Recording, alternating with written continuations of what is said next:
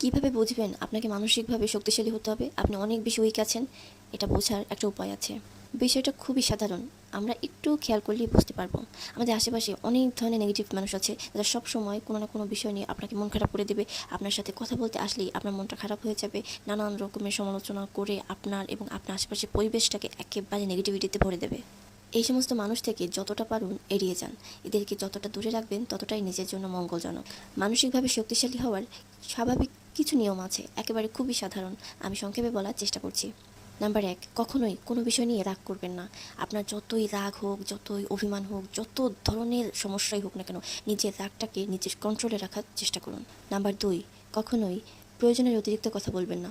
যখন প্রয়োজনের অতিরিক্ত কোনো কথা বলবেন, তখন সেখানে আপনার গুরুত্ব কমে যাবে এবং সে যখন একটা কিছু বলবে, তখন সেটা আপনি নিতে পারবেন না। তাই সেখান থেকেও সরে আসুন। নাম্বার ৩, খুবই গুরুত্বপূর্ণ বিষয়, সেটা হচ্ছে ধৈর্য ধারণ করা। যে কোনো পরিস্থিতিতে আপনাকে অবশ্যই ধৈর্য ধারণ করতে হবে। নিজের সময়কে কাজে লাগিয়ে ধৈর্যটাকে শক্ত করে রেখে তারপরে আপনার লক্ষ্যকে অটুট রাখুন। নাম্বার ৪, প্রিয় মানুষের কাছ থেকে সবসময় প্রত্যাশা কম রাখুন। অর্থাৎ আপনার কাছের মানুষগুলো থাকবে, যাদের সাথে আপনার সবসময় ওঠা বসা রয়েছে, যাদের সাথে আপনার নিত্যদিন কথা বলতে হয়, যাদের সাথে আপনি থাকছেন, চলছেন, ফিরছেন, খাচ্ছেন, কিন্তু তাদের সাথে আপনি ঠিকভাবে নিজের আশাটাকে ব্যক্ত করবেন না। কারণ নিজের প্রিয় মানুষ যখন কোনো আশাটা পূরণ করতে পারবে না বা নিজের স্বপ্নগুলো যখন ভেঙে দেবে কোনো একটা কথার কারণে, হয়তো বা আপনার মতের সাথে মিলছে না, তখন সবথেকে বেশি কষ্ট আপনি পাবেন। তাই এই সমস্ত প্রিয় মানুষদের কাছ থেকেও কখনো কোনো বিষয় নিয়ে বেশি প্রত্যাশা রাখবেন না।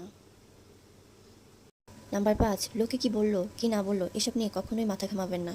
আপনি আপনার লক্ষ্যে স্থির থাকুন এবং অটল থাকুন। যদি লোকের কথা আপনার কাজকে বিঘ্ন ঘটায়, তাহলে বুঝে নেবেন আপনি মানসিকভাবে খুবই দুর্বল। নাম্বার ৭, কখনোই নিজের পরিকল্পনা অর্থাৎ নিজের ভবিষ্যৎ পরিকল্পনা কখনোই কারোর সাথে শেয়ার করবেন না।